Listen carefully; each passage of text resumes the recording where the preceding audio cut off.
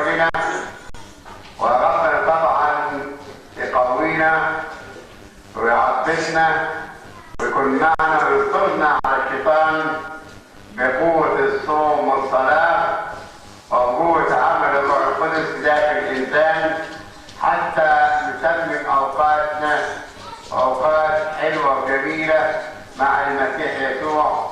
الرب يبارككم جميعا. هي إن هذا بيتكلم الإنجيل المقدس الفصل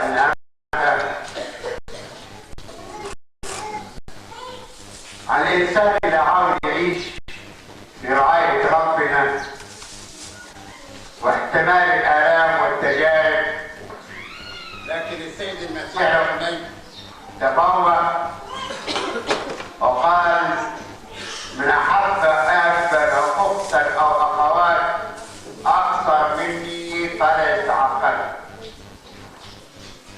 لأنه من البداية في الوصايا الأولى قالوا: تحب الرب إلهك من كل قلبك ومن كل فكرك ومن كل قوتك. إذا مهما حبينا العالم أو حبينا الناس، لازم حب الله يكون أكبر من هذا وذاك. بالضبط.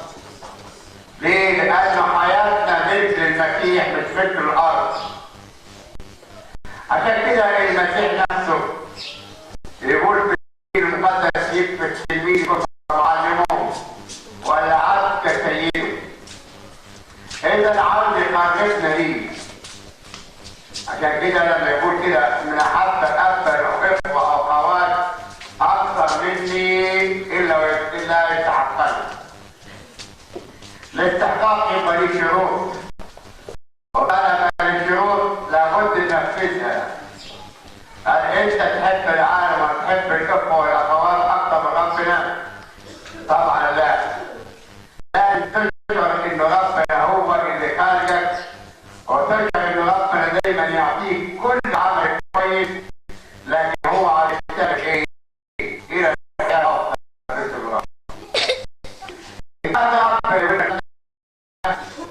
يقول: أحمد صليب فعني يبقى أفضل من حياة العالم إلى حياة الروحية. وحياة الصوم طبعا بيقول عن الصوم: هذا الجنس لا يخرج بشيء إلا الصلاة والصوم. إذا الفصول الوضع الآباء القديسين فصول ملهمة من الروح القدس، ترتيب سمائي من ربنا. يعني زي الرسل لما يجوا يبشروا بالضبط كانوا يقولوا الكلام اللي يخليهم القدس فيه. وهكذا الآن سبقوا الرسل نفس الشيء بالضبط. يعني حتى لما نسمع قصة العذراء وقال كده سمعان الشيخ اللي يفتي الفتاة، قال للروح القدس: اكتب ما هو قدامك. العذراء فتحت وكتبت اسما ويرجع اسمه التنوين. إذا كانوا ملهمين ان يكتبوا لنا هذه الفصول وهذه القراءات عشان نتمتع كل هذه الاوقات تمتع روحي اكثر مما هو جسدي. لأن يقول كده الكتاب: الجسد يجتهد بالروح والروح يجتهد بالجسد. إذا احنا حياتنا بقيام الإنسان حياة روحية صرفة.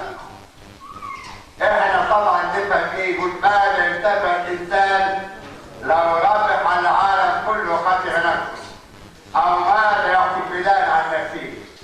إذا لما نتبع المسيح ونحمل الصليب ونتبع كلماته وصيام نمشي في طريق الحياة الحلوة الجميلة مع المسيح.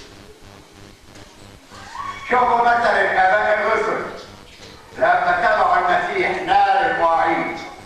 شوفوا الآباء الشهداء القديسين لما تبعوا المسيح نال المواعيد. شوفوا الآباء القديسين السواح وجماعة الإسلام وجماعة العباد إيه اللي حصل بالضبط. شوفوا إبراهيم نفسه في القصة الأولى كمان لما آمن بالله حصل إيه؟ عصي ربنا.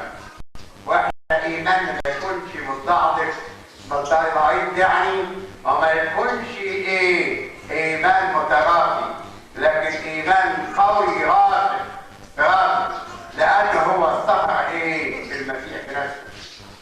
وهو الكرم طبعا نسبة ايه في الكرم؟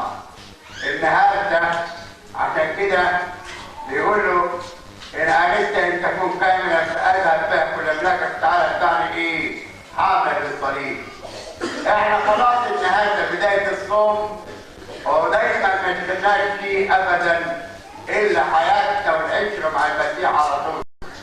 ونكمل حياتنا حياه روحيه فعلا عشان الايام دي جميله. بنشوف كده تيجي بعد كده اول ايام ونشوف ايه الصدقيات والمدايح كلها تيجي كلها تكريم العذراء. لانه قالت العذراء على لسان طاهر فهو ده منذ الان جميع الاجيال الطويله لي لان القديس صار بعذراء. احنا طبعا في بدايه الصوم نبتدي حياه حلوه جميله لانه حياتنا هي بنت المسيح. ولما نتمتع بوجود المسيح داخلنا يبقى حياتنا مش في الارض لكن حياتنا هناك في السماء. مش معنى صليب التجارب والالم بس لكن حياتنا تكون يقظه فيها اليقظه فيها السهر فيها الجهاد فيها العمل الروحي المتواصل. يعني داود لما كان يترك القديم يقول 7 مرات النهارده بحثك على كم عدلك كان يعني القرب من ربنا والعشره مع ربنا على طول. لانه ما هي حياتك وحياتي؟ هل ممكن تيجي الايام دي وتقعد الايام دي وتصلي الحد ده ولحد البهدليه وتحضر عيد الميلاد؟ يقول القديس فعلمنا يعقوب انما هي حياتكم كبقار يبقى صليب ثم يضحك. الحياه الحاضره. وداود يقول بالعنايه يقول البكاء او بالصراخ يقول الصرخ. عشان كده تكون يقظه.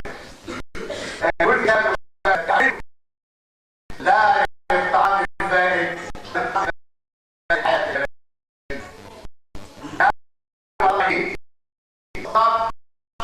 والغاصبون يغتصبون.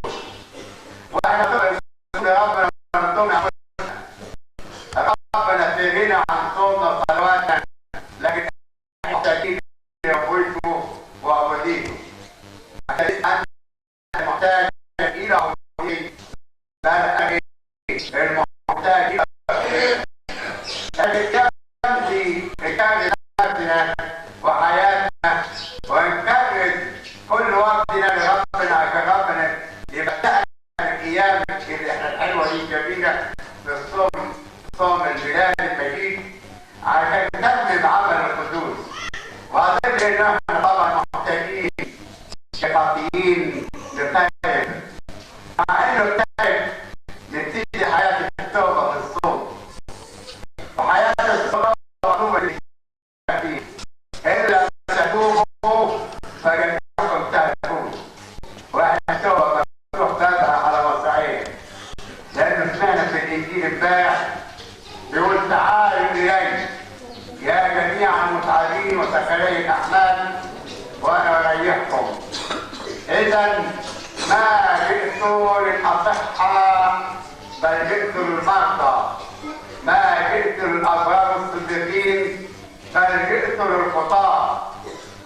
اذا ربنا يريد الكل يخلصون والى معرفه الحق يقبلون.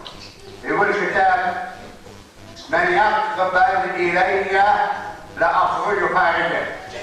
اذا حول نفسك وحول حياتك عشان حياتك تبقى فيها نقاء وفيها طهاره وفيها قداسه في الايام دي عشان ناخذ المسيح من نصيبنا وعشان يولد مولود بالزحف ويجدنا فعلا مستعدين استعداد كامل لملاقاته. الانسان لما يكون جاي ضيف كده بسيط او انسان عديد بيبقى يستعد. كم استعدادنا لمجيء المسيح. عايزين نستعد. ادينا بنشوف حاجات كتيره في الدنيا. عايزين ضميرنا يستيقظ. بنشوف ايه؟ بنشوف الامراض والاوبئه وبنشوف المجاعات تشوف الحروب وتشوف الحالات دي صايره. الاسبوع ده كان فيه زلزال مروه، مع انه كان زلزال مروه ما ناخدش عظه ولا عبره. ممكن ربنا يلاقينا زي ملاك كده في ايام طوفان نوح وما خلاش الا نوح واولاده ومراته. واحنا كمان ممكن يقول لنا ربنا يقول لنا كده في الحساد دي انه يلاقينا بلمح البصر. فعايزين نستعد استعداد كافي زي ما استعدوا مين؟ العذارى الحكيمان، وزي ما استعدوا مين؟ العبيد اللي كانوا صاغرين جاء سيدهم والدهم صاغرين وقال لهم نعم ايها العبد الصالح الامين كنت امينا في القليل فتعقيمك الكثير ادخل الى البركيه. عايزين زمان استعداد بقى، ما نستعد استعداد كامل. انت كفلاح او تاجر او صنايعي او موظف بتبقى تستعد في الصبح الباكر عشان تروح البيت عشان تعزق الارض عشان ترويها عشان تجيب محاصيل. وبعض ناس الصناعي بيطلع على طول يجري عشان يفتح المحل بتاعه ويشتري ويشتري عشان يطلع في اليوم الفلاني كذا وكذا ويشتري الشهر الثاني. ونفس الموظف بيجري على المكتب او المكان الوظيفه بتاعته عشان ما يكونش الموظف الاكبر مدين يقول له كمان انت اتاخرت او عملت بالشكل ده. واحنا طبعا لما نتاخر عن كلمه ربنا وما نستعدش لكلمه ربنا وما نستعدش للصوم الصوم ده اللي احنا فيه، واجب انه يكون صوم فعلا صوم دين الله. لانه قال كده طوبى لانبياء القلب لانهم يعاينون الله. احنا عاوزين نعاين ربنا ولا عايزين نعاين العالم.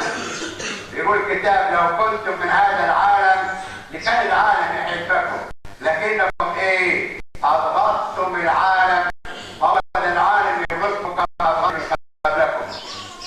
احنا عايزين نبغض العالم ودايما ناخذ ربنا من نصيبنا دايما وحياتنا تكون ملك ربنا. لانه حلق وحلاوه وكل حياه. كل ما نشوف كده الطقوس والتعاليم في الكنيسه نشوف كلام كده فعلا نبقى فرحانين فرحانين تحت بعض. ليه ده كله جميل الموضوع. واحنا يا ترى نستحق ان يكون مخلص في داخل بيت كل انسان ولا بيتنا وانت ما تكونش